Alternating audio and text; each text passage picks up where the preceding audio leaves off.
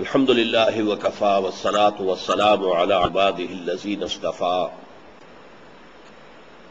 خصوصا علی افضلهم وخاتم النبیین محمد الامین وعلی آلہ وصحبہ اجمعین.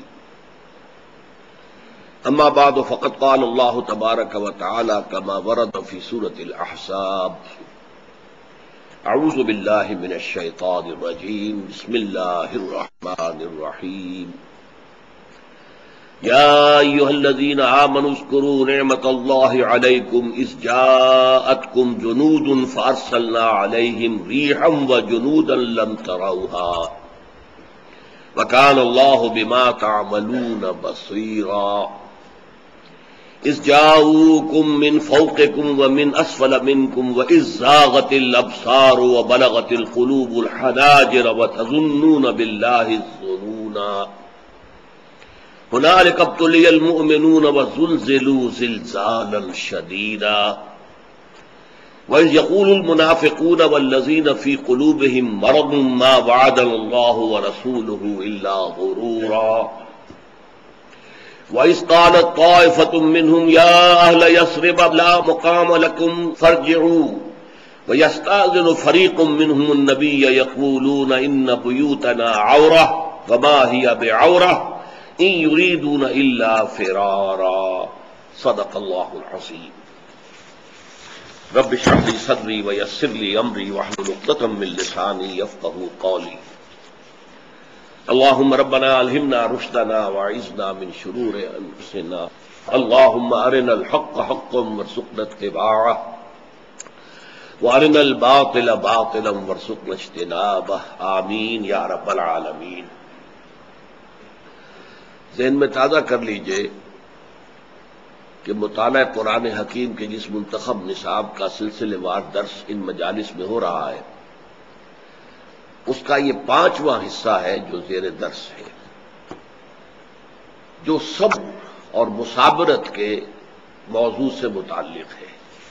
جیسے کہ سورۃ العصر میں آیا تھا: والعصر ان الانسان لفی خسر الا الذین آمنوا وعملوا الصالحات وتواصوا بالحق وتواصوا بالصبر. تو جو سنگھائے میل ہے صراط مستقیم کے راہ نجات کے، اس کا پہلا سنگ میل ایمان، دوسرا عمل صالح، تیسرا تواصی بالحق اور چوتھا تواصی بالصبر. تو یہ تواصی بالصبر سے متعلق آیات ہیں جو ہم پڑھ رہے ہیں. تو میں نے عرض کیا تھا کہ ایک صبر تھا کہ جو مکے میں اہل ایمان کو کرنا پڑ رہا تھا. وہ کیا تھا؟ جو پرسیکیوشن بھی آ رہی ہے، جو ٹارچر بھی دیا جا رہا ہے، جو ایذا رسانی ہو رہی ہے، اس سب کو برداشت کرو، صبر کرو، ڈٹے رہو، لیکن کوئی جوابی کارروائی نہ کرو. یہ یک طرفہ صبر تھا.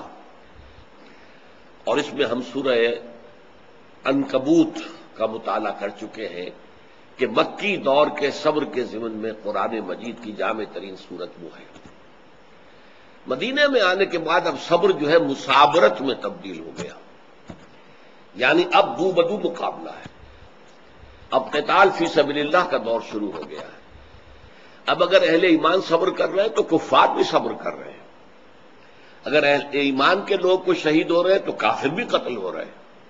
یہ دو بدو. لیکن صبر اس میں اس اعتبار سے کہ جو بندہ مومن غزوے میں شرکت کے لیے باہر نکلتا ہے، وہ گویا کہ اپنی جان ہتھیلی پر رکھ کر نکلتا ہے. واپس آ گیا تو یہ ایک طرح کا بونس ہے، ایک طرح کا انعام ہے. ورنہ جنگ میں جانے کا مطلب یہ ہے کہ آپ اپنی زندگی کے رسک لے رہے ہیں. تو اس میں ظاہر بات ہے کہ اپنی جان کی محبت، اپنے اولاد کی محبت، مال و اسباب کی محبت، اپنے گھر اور جائیداد کی، یہ تمام چیزیں ہیں جو روکتی ہیں مت نکلو مت نکلو مت نکلو. لہذا یہاں پر جو صبر کی تلقین ہے وہ یہ ہے کہ نکلو اللہ کی راہ، انفروا خفافا وثقالا، نکلو اللہ کی راہ. تو یہ جو ہم نے پڑھنا شروع کیا تو پھر پہلے اذن قتال سے متعلق آیات کہ وہ دور ختم ہو گیا کہ اب ٹیک آل پرسیکیوشن وداؤٹ اینی ریٹیلیشن، اب تم بھی جوابی کارروائی کر سکتے. پھر حکم قتال آیا. پہلے اذن قتال تھا، پھر حکم قتال آیا. پھر ہم نے قتال کی جو پہلی سب سے بڑی سمجھ یہ کہ جو پہلا مورچہ لگا وہ بدر، اس پر ہم نے سورہ انفال کی آیات پڑھی. پھر دوسرا بڑا مورچہ جو ہے وہ غزوہ احد، ہم نے پچھلے 3 نشستوں میں اس کے بارے میں سورہ آل عمران کی آیات پڑھی۔ غزوہ بدر پر پوری ایک سورت ہے سورہ انفال، 75 آیات پر مشتمل ایک مسلسل خطبہ ہے جو نازل ہوا ہے۔ غزوہ احد پر 60 آیات پر مسلسل ایک خطبہ ہے جو سورہ آل عمران میں شامل ہے، آیت نمبر 121 سے لے کر 180 تک۔ اس کے بعد جو بڑا مارکا لگا ہے وہ غزوہ احزاب ہے، لیکن اس کا تاریخی پس منظر پہلے سمجھ لیجیے۔ غزوہ بدر کے بعد جو کیفیت ہوئی تھی، اگر ہم اسے کلائمیکس کہیں تو غزوہ احد کے بعد جو کیفیت ہو گئی وہ اینٹی کلائمیکس تھا۔ غزوہ بدر کے بعد مسلمانوں کی دھاک بیٹھ گئی تھی، مسلمانوں کا مورال بہت بلند ہو گیا تھا۔ 313 جو ہیں انہوں نے 1000 کو بھگایا، 70 کو کاٹ کر رکھ دیا، 70 کو قیدی بنا لیا، جبکہ یہ 313 بیچارے پوری طریقے سے مسلح بھی نہیں تھے اور وہ کیل کانٹ سے لیس ہو کر آئے تھے۔ لیکن یہ یوم الفرقان اب اس سے پورے عرب میں دھاک بیٹھ گئے۔ یہی وجہ ہے کہ پھر عبداللہ ابن ابی جو ہے، جو ابھی تک ریلیکٹنٹ تھا، وہ ایمان نہیں لایا تھا، وہ بھی ایمان لے آیا۔ تو اس کی علامت سمجھیے کہ اور بھی بہت سے لوگ ایمان لے آئے مسلمانوں کی اس کیفیت کو دیکھ کر۔ غزوہ احد میں آ کر سچویشن ریورس ہو گئی۔ کیوں ہوئی ہے یہ ہم تفصیل سے بحث کر چکے ہیں پچھلی نشستوں میں۔ نتیجتاً تو ریورس ہو گئی، 70 صحابہ شہید ہو گئے، کفار کے غالباً 30-35 افراد صرف مارے گئے، اور 70 صحابہ جو شہید ہوئے ان میں حضرت حمزہ اور حضرت مصعب بن عمیر جیسے لوگ میں تھے۔ حضور جو ہے آپ کی ویسے تو خبر ہو گئی تھی کہ آپ شہید ہو گئے، لیکن یہ کہ بہت زخمی ہوئے اور اتنا خون گیا کہ بے ہوش ہوئے۔ اس سے یہ کہ ایک دم مورال ڈاؤن ہوا مسلمانوں کا، خاص طور پر جو ابھی نئے نئے ایمان لائے تھے، ابھی ان کی تربیت نہیں ہوئی تھی، ابھی تعلیم کا موقع نہیں ہوا تھا۔ یتلو علیہم آیاتہ ویزکیہم ویعلمہم الکتاب والحکمہ کا عمل ابھی ان پر پورا ہوا ہی نہیں تھا، لہذا ان کے اندر مورال گرا، حوصلے پست ہو گئے، اور دشمنوں کا مورال ایک دم بلند ہو گیا کہ یہ ہم نے ان کو سمجھا تھا انوینسیبل، کہ ان کو شکست نہیں دی جا سکتی، ان کا تو یہ حال ہو گیا۔ لہذا ایک دم جو فضا بگڑی ہے اس کو بحال کرنے کے لیے ریہیبلیٹیشن، پھر حضور نے پے بپے غزوات، چھوٹے چھوٹے غزوات اور سریے چاروں طرف آپ نے جو ہے بھیجے ہیں، چھاپہ مار دستے اور سریے اور غزوات جن میں آپ بھی گئے ہیں۔ یہ بالکل سمجھیے جیسے غزوہ بدر سے پہلے 8 وہ جو مہمات تھیں، جن میں 4 میں حضور بھی شریک تھے اور 4 میں آپ نہیں تھے، بلکہ آپ نے صرف ایک دستہ بھیج دیا تھا کسی کی سربراہی میں، تو انہی کے مماثل ہیں یہ غزوہ احزاب سے قبل کے جو ہیں یہ 7 مہمات ہیں۔ پہلا غزوہ حمراء الاسد شوال سن 3 ہی میں ہو گیا۔ سریہ ابو سلمہ یہ محرم سن 4 میں ہوا۔ نجد کے بنو اسد قبیلے کے بارے میں معلوم ہوا تھا کہ وہ حملے کی تیاری کر رہے ہیں، تو حضور نے پھر پہلے ہی اچانک ان پر حملہ کیا حضرت ابو سلمہ کی سرکردگی میں، اور بہت کامیابی ہوئی۔ یہی معاملہ ہو رہا تھا حذل کی طرف سے، خالد بن سفیان حذلی، کہ وہ بھی معلوم ہوا تیاری کر رہا ہے، حملہ آور ہونے والا ہے، تو آپ نے عبداللہ ابن انیس کی قیادت میں ایک سریہ بھیجا اور اس کو بھی بہت بڑی کامیابی ہوئی۔ پھر غزوہ بنو نذیر، آپ کو معلوم ہے، اگرچہ میرا بیان میں یہ بات نہیں آئی ہے، کہ غزوہ بدر کے بعد شرارت کی تھی بنو قینقاع، یہ جو 3 یہودی قبیلے تھے جن سے حضور نے مدینے آتے ہی معاہدے لیے تھے، مدینے کا جوائنٹ ڈیفنس پیکٹ، کہ اب مدینے پہ کوئی حملہ آور ہوگا تو ہم مل جل کر مدافعت کریں، تو اس کی خلاف ورزی کی سب سے پہلے غزوہ بدر کے بعد بنو قینقاع نے، تو انہیں جلا وطن کیا گیا، مدینہ چھوڑ کر نکل جانے کا حکم دے دیا گیا۔ غزوہ احد کے بعد یہی حرکت کی بنو نذیر نے، تو بنو نذیر کا جو ہے محاصرہ کیا گیا، اس کا ذکر جو ہے قرآن مجید میں سورہ حشر میں ہے، اور ان کو بھی پھر ملک بدر کر دیا گیا، مدینے سے نکال دیا گیا۔ یہ دونوں قبیلے جا کر شمال میں خیبر میں جو بڑا گڑھ تھا یہودیوں کا، وہاں جا کر آباد ہو گئے۔ پھر غزوہ نجد ہوا ہے ربیع الاخری اور جمادی الاولی سن 4 میں۔ پھر غزوہ بدر دوم، یہ ہوا تھا کہ ابو سفیان جب غزوہ احد سے واپس جا رہا تھا، یا جا رہے تھے، اس لیے کہ بعد میں تو ایمان لے آئے، صحابی ہیں، تو انہوں نے کہا تھا اب اگلے سال پھر مقابلہ ہوگا بدر میں، تو حضور نے صلی اللہ علیہ وسلم اس چیلنج کو پیش نظر رکھتے ہوئے آپ خود بدر میں پہنچ گئے، آپ نے وہاں کیا خیمہ لگا لیا، لیکن آپ کی اس پیش قدمی کا اتنا روب پڑا ابو سفیان پر کہ اس نے وہاں آنے کی ہمت نہیں کی، حالانکہ حضور صلی اللہ علیہ وسلم وہاں پر 8 دن تک مقیم رہے۔ یہ شعبان سن 4 کا واقعہ ہے۔ پھر یہ کہ 6 مہینے کچھ سکون کے ساتھ گزرے، پھر حضور صلی اللہ علیہ وسلم نے غزوہ دوبۃ الجندل، شام کی سرحد کے قریب، یہ 7 غزوات و سرایا ہے کہ جو غزوہ احد اور غزوہ احزاب کے مابین ہے۔ اس کے بعد غزوہ احزاب آیا ہے۔ اب خاص اس کا جو پس منظر ہے وہ جان لیجیے۔ اس کے اصل محرک بنے وہ یہودی، بنو قینقاع اور بنو نذیر کے یہودی جو مدینے سے باہر نکال دیے گئے تھے اور وہ جا کر خیبر میں آباد ہو گئے تھے۔ انہوں نے 20 افراد کا ایک وفد تشکیل دیا، جو پہلے مکے آیا، قریش والوں سے بات کی کہ ہم آئیں گے، شمال سے حملہ کریں گے، آپ لوگ جنوب سے آئیے۔ پیکٹ ہو گیا ان کا کہ ٹھیک ہے، ایک دفعہ مل جل کر اب ان کا خاتمہ کر دینا چاہیے، محمد کا صلی اللہ علیہ وسلم ان کے ساتھیوں کا رضوان اللہ تعالی علیہ مجمعین۔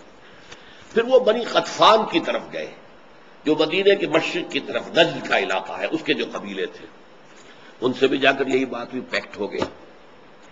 اسی وجہ سے اس کا نام ہے غزوہ احزاب، اس لیے کہ اس سے پہلے جتنے غزوے ہوئے ہیں ان میں ایک قبیلے سے مقابلہ تھا۔ بدر میں بھی صرف قریش تھے، احد میں بھی صرف قریش تھے، اس کے بعد کے بھی سرا ہے وہ ایک ایک قبیلے کے خلاف اقدام تھا۔ اب یہ احزاب، حزب کی جمع، یہ احزاب جو ہے جمع ہو کر آئے ہیں، اور قرآن نے الفاظ استعمال کیے ہیں من فوقکم ومن اسفل منکم، یعنی فوق اصل میں کہتے ہیں مدینے کے مشرقی علاقے کو، چونکہ سطح مرتفع ہے، سطح بلند ہوتی چلی جاتی ہے، یہ فوق سے اوپر سے آ رہے ہیں۔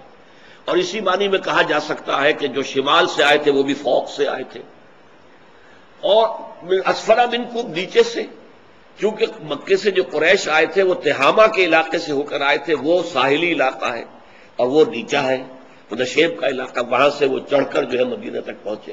تو 4000 کا لشکر قریش کا آ گیا اور اس نے کوہ احد کے مغرب کی جانب پڑاؤ ڈال دیا۔ 4000 کا لشکر جو ہے وہ بنو غطفان کا مشرق سے آ گیا، نجد سے آ گیا، من فوقکم۔ 2000 یا اس سے کچھ زائد لوگ جو ہیں وہ آ گئے بنو نذیر، بنو قینقاع اور یہود جو ہیں وہ خیبر کے۔ اس طرح 10 سے لے کر 12000 کا لشکر آ گیا۔ یہ شوال سن 5 کا واقعہ ہے۔ اب آپ اندازہ کیجئے کہ انہوں نے آ کر جو گھیرا ہے مدینے کو، تو صرف جو ہے جنوبی علاقہ جہاں حرات ہیں، حرات اصل میں وہ لاوی چٹانیں ہیں مدینے کے 2 سائڈز میں، کہ جن پر نہ گھوڑا چل سکتا ہے نہ اونٹ چل سکتا ہے، پاؤں پھسلتا ہے، وہ کالی کالی چٹانیں۔ جو لوگ بھی گئے ہیں مدینے کی، انہوں نے اگر زیارت کی ہے تو جو مسجد قباء ہے وہاں پر آپ کو وہ سیاہ رنگ کے پتھروں اور روڑوں وغیرہ کی، بڑے پتھر چھوٹے روڑے، وہاں سے کوئی لشکر حملہ آور نہیں ہو سکتا۔ یہ شمالی میں تھا، احد جو ہے، احد کے ادھر، ادھر کے ادھر۔ اب یہ کہ مدینے کی کل آبادی بھی 10,000 نہیں تھی، بوڑھے بچے عورتیں شمال کر، حضور کے پاس کل نفری 3000 کی، ان میں منافق بھی تھے۔ یہی 3000 غزوہ احد میں تھے، ان میں سے 700 منافق نکل گئے تھے، یاد ہوگا آپ کو۔ تو اس وقت بھی منافقین اس سے کم تو نہیں ہوں گے، کچھ زیادہ ہی ہوئے ہوں گے اس عرصے کے اندر، جبکہ مورال بہت ڈاؤن ہوا ہے تو تعداد زیادہ ہی ہوگی۔ تو ایک کھچڑی پکی ہوئی تھی اہل ایمان کی اور منافقین کی۔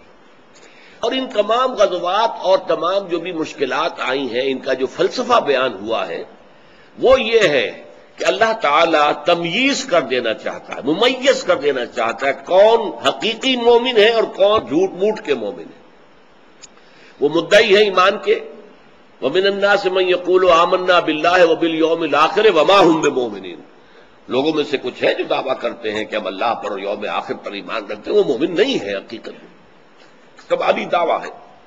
تو یہ تمییز جو ہے، ابتلا، جانچ لینا، پرکھ لینا، یہ لفظ ہم پڑھ چکے ہیں سورہ آل عمران کے اندر بھی، تمہارے دلوں میں جو کچھ ہے اس کو پوری طرح پرکھ لے۔ تو اس اعتبار سے یہ کلائمیکس ہو گیا ہے۔ اور اس میں ایک نقطہ نوٹ کر لیجئے، ذاتی طور پر حضور صلی اللہ علیہ وسلم کو جو ایذائیں پہنچی ہیں مکے میں، اس کا کلائمیکس طائف کا واقعہ ہے، وہ کلائمیکس ہے۔ مولانا مناظر اسد گیلانی رحمۃ اللہ علیہ کی بڑی مختصر کتاب ہے سیرت پر، النبی الخاتم، انہوں نے یہ نقطہ بیان کیا ہے کہ اصل میں یوم طائف حضور کے لیے اس وقت تک گویا کہ اللہ تعالیٰ نے حضور کو کفار کے حوالے کیا ہوا تھا کہ جو چاہو کر کے دیکھ لو ہمارے نبی کے ساتھ، آزما لو ان کے ثبات کو، ان کے صبر کو، ان کی استقامت کو، ان کی ول پاور کو دیکھ لو، جو چاہو کر لو، ہم راستے میں نہیں آئیں گے، ٹھوک بجا کر دیکھ لو ہمارے نبی کو۔ لیکن یہ پروسیس پہنچ گیا کلائمیکس کو طائف میں، اور اس میں نے آپ کو وہ دعا سنائی تھی جو حضور کے قلب مبارک سے نکلی ہے گہرائیوں سے۔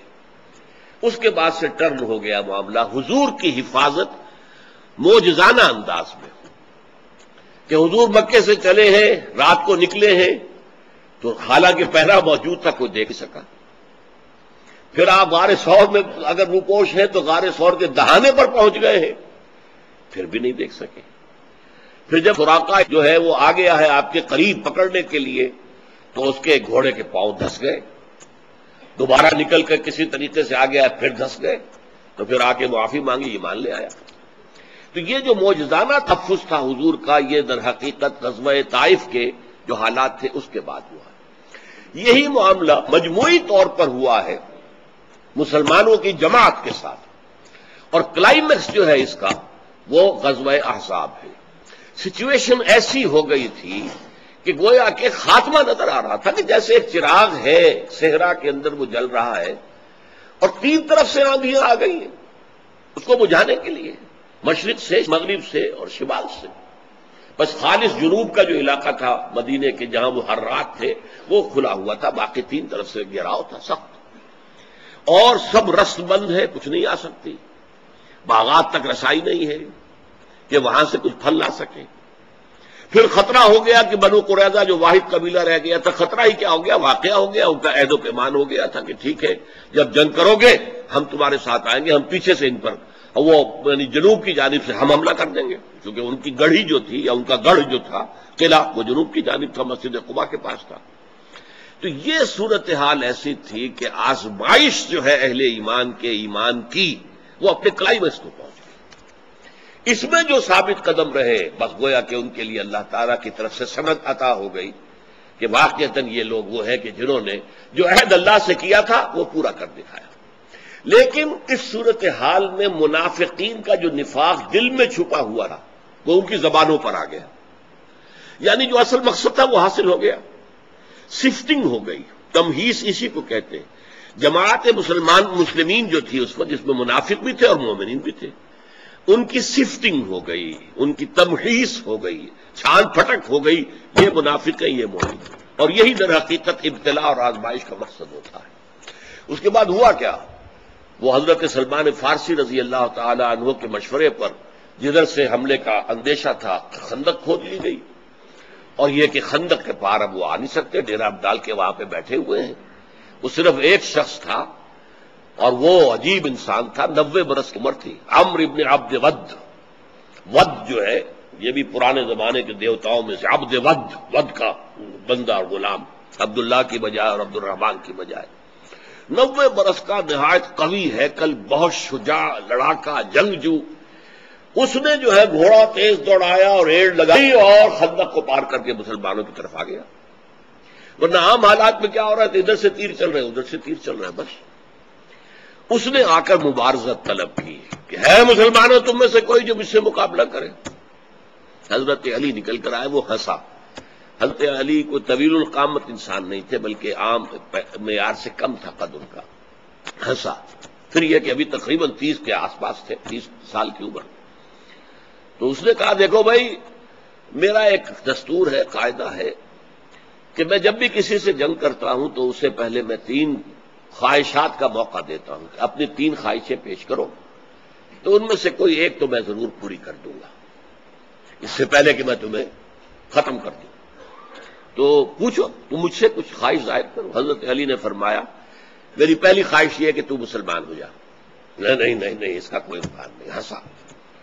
تو دوسری خواہش یہ ہے کہ تو جنگ سے واپس چلا جا۔ انہوں نے کہا یہ بھی ناممکن ہے۔ تیسری خواہش یہ کہ آ اور میرا مقابلہ کر۔ اس پر اس نے قہقہ لگایا کہ میں نہیں سمجھتا کہ دنیا میں کوئی ایسا شخص بھی ہے جو مجھ سے مقابلے کی مبارزت کر رہا ہے۔ بہرحال پھر جنگ ہوئی، حضرت علی نے اسے واصل جہنم کر دیا۔ باقی تیر اندازی سے کچھ زخمی ہوئے، کچھ حضرات کچھ فوت بھی ہوئے. حضرت سعد ابن معاذ کی بازو کی بڑی رگ جو ہے وہ کٹ گئی، خون بہت گیا. پر اس وقت کوئی اور علاج تو تھا نہیں، ورنہ تو معمولی سی بات ہے، آج کے زمانے میں تو فوراً جو ہے تو جوڑ دیا جاتا. زیادہ زیادہ یہ کہ لوہا تپا کر آگ پر وہاں داغا گیا ہوگا، جس سے فوری طور پر تو خون بند ہو گیا. لیکن پھر یہی بعد میں ان کے انتقال کا سبب بنا، پھر وہ زخم کھل گیا اور پھر اتنا خون گیا کہ پھر ان کا انتقال ہو گیا. اس کا شدید صدمہ حضور کو ہوا، اس لیے کہ وہ انصار مدینہ میں حضور سے قریب ترین تھے. جیسے مہاجرین میں ابوبکر صدیق رضی اللہ تعالی عنہ کا مقام ہے، ایسا ہی مقام حضرت سعد بن معاذ کا تھا، یہ انصار مدینہ میں سے. بہرحال اس کے بعد کیا ہوا کہ ایک اللہ نے بڑی تیز آندھی بھیج دی. یہ تقریباً 30 دن محاصرہ رہا، وہ پڑے رہے ادھر، مسلمان ادھر رہے، شدید ترین بھوک، سردی، یہ سارے معاملات. لیکن یہ کہ پھر آخر میں اللہ نے ایک تیز آندھی بھیجی. اس آندھی نے کیا کیا، ان کی جو دیگیں چڑھی ہوئی تھی راشن پکانے کے لیے وہ الٹ گئیں، خیموں میں آگ لگ گئی، آنکھیں ریت سے بھر گئیں، کوئی نظر نہیں آ رہا. ایک وہاں پر افراتفری مچ گئی اور ایک عجیب جو ہے ان کی حالت ہو گئی. پھر انہوں نے خیمے اکھاڑے اپنے، وہ اپنے اپنے گھروں کو چلے گئے. یعنی باقاعدہ مقابلے کی نوبت ہی نہیں آئی، لیکن سچویشن ایسی کریٹ کر دی گئی تھی کہ جس میں امتحان پورا ہو گیا، آزمائش مکمل ہو گئی، کھوٹے اور کھرے کا امتیاز ہو گیا، کون صاحب ایمان ہے اور کون نہیں ہے یہ بات واضح ہو گئی. تو اب آیات کی طرف آئیے. پہلی آیت میں اللہ تعالیٰ نے پورے واقعے کو ایک آیت میں سمو دیا. یا ایھا الذین آمنوا اذکروا نعمت اللہ علیکم اذ جاءتکم جنود فارسلنا علیہم ریحا وجنودا لم تروها. اہل ایمان یاد کرو اللہ کے اس انعام اور احسان کو جو تم پر ہوا تھا جبکہ تم پر چڑھ دوڑے تھے بہت سے لشکر. جنود، اب یہ جند نہیں ہے، حزب نہیں، احزاب، جند نہیں، جنود. فارسلنا علیہم ریحا، تو ہم نے ان پر ایک آندھی بھیج دی، مسلط کر دی. وجنودا لم تروها، اور ساتھ ہی ایسے لشکر بھی بھیجے جن کو تم نے نہیں دیکھا، یعنی ملائکہ، فرشتے. وَكَانَ اللَّهُ بِمَا تَعْمَلُونَ بَصِيرًا، اور اللہ تعالیٰ جو کچھ تم کر رہے تھے، ہر شخص جو کچھ کر رہا تھا، جس کیفیت میں تھا، اللہ اسے دیکھ رہا تھا. اِذْ جَاءُوكُم مِّن فَوْقِكُم، یہ میں بتا چکا ہوں. فوق کے لفظ کے دو معنی ہو سکتے، شمال سے آئے یہودی، بنو نذیر، بنو قینقاع اور ان کے ساتھ خیبر کے یہودی، اور فوق دوسرا جو ہے نجد کا علاقہ، اسے بنو غطفان اور ان کے بہت سے قبیلے ساتھ جو ہے آئے.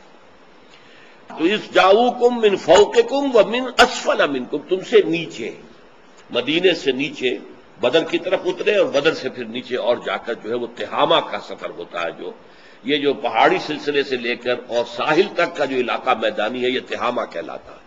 یہ نشیب میں، ساحل کے ساتھ تو جگہ جو ہے نشیب میں ہوتی ہے. اسفل منکم وَإِذْ زَاغَتِ الْأَبْصَارُ، یہ ہے الفاظ. جب نگاہیں، اب اس وقت لفظی ترجمہ ہوگا ٹیڑھی ہو گئی، کج ہو گئی. ایک ہوتا ہے کہ آپ کسی کی آنکھوں میں آنکھیں ڈال کر دیکھ سکیں، ایک یہ ہے کہ آپ میں جرت نہیں ہے اور آپ اس کی آنکھوں میں آنکھیں ڈال کر نہیں دیکھتے بلکہ نگاہ ہٹا لیتے ہیں، بزدلی کی علامت.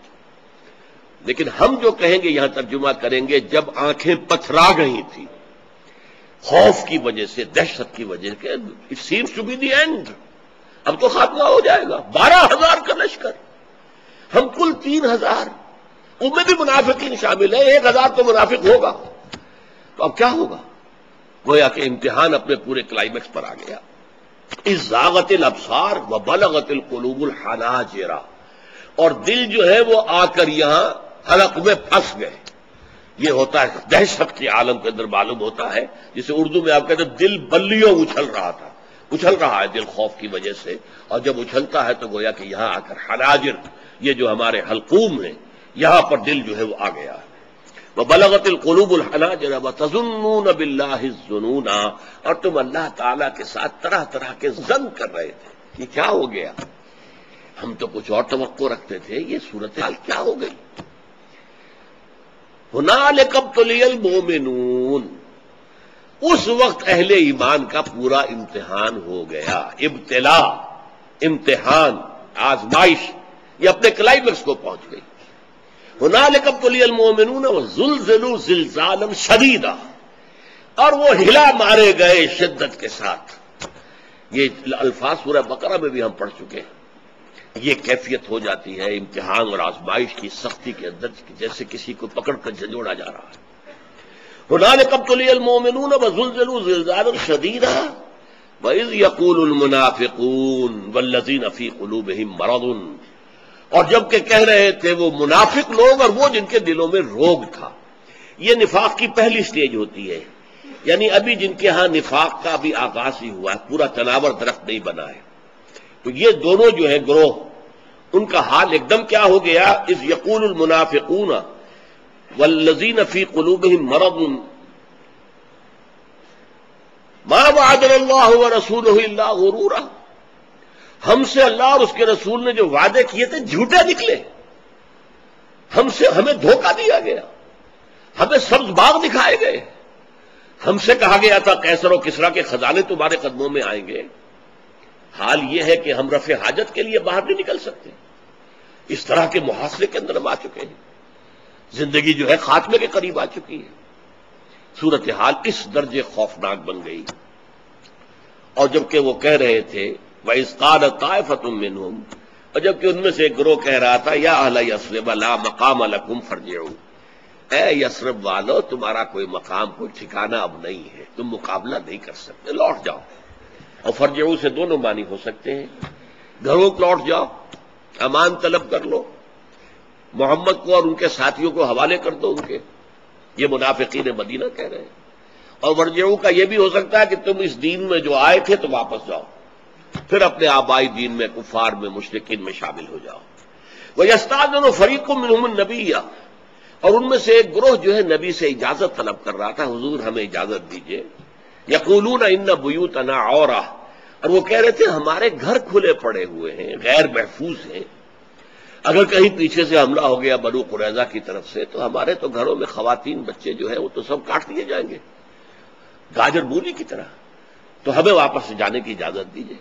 حالانکہ وما ہی اب عورہ، وہ نہیں تھے کھلے ہوئے، حضور نے انتظام کیا تھا، تمام خواتین اور بچوں کو ایک بڑی حویلی کے اندر جمع کر کے وہاں پہرا بٹھایا تھا۔ حضرت حسان ابن ثابت پہرے کے اوپر تھے اور بڑی مضبوط حویلی تھی، تو وہ ایسا خطرہ نہیں تھا، لیکن فرمایا ان بیوتنا عورہ وما ہی بعورہ ان یریدون الا فرارا، وہ نہیں چاہتے تھے مگر دوڑ جانا، فرار، جنگ سے پیچھے بھاگ جانا، جنگ سے بچ جانا، جانیں بچا لینا، یہ ان کا ارادہ تھا۔ تو یہ منافقین کا رد عمل ہوا ہے اس سچویشن پر، اس سے ظاہر ہو گیا کون منافق ہیں، کھل کر آ گیا لوگوں کے سامنے، ہر ایک نے پہچان لیا کہ یہ ہمارے ہاں کا، یوں سمجھیے اور ویک پوائنٹ، ہماری قوت کے اندر جو کمزوری کا ایک پہلو ہے وہ یہ ہے، اور یہ چیز ہے جو تمییز ہو گئی۔ سورہ آل عمران ہی کی آیت تھی، اصل میں سورہ آل عمران میں اور بہت قیمتی موتی تھے اس موضوع سے متعلق، لیکن میں مختصر کر رہا ہوں، لہذا میں نے ان چیزوں کو چھوڑ کر اب غزوہ احزاب آج لیا ہے، ورنہ وہاں تھا ما کان اللہ لیذر المؤمنین علی ما انتم علیہ حتی یمیز الخبیث من الطیب، اللہ کا یہ طریقہ نہیں ہے کہ تمہیں چھوڑ دے اسی حال میں جس میں تم ہو، تم گڑبڑ ہو، مومن منافق ملے جلے موجود ہو، گڑبڑ ہو، مسجد میں تو منافق بھی آتے نمازیں پڑھتے، تو تم جو گڑبڑ تھے، ما کان اللہ لیذر المؤمنین علی ما انتم علیہ حتی یمیز الخبیث من الطیب، جب تک کہ اللہ تعالیٰ پاک کو ناپاک سے علیحدہ نہ کر دے۔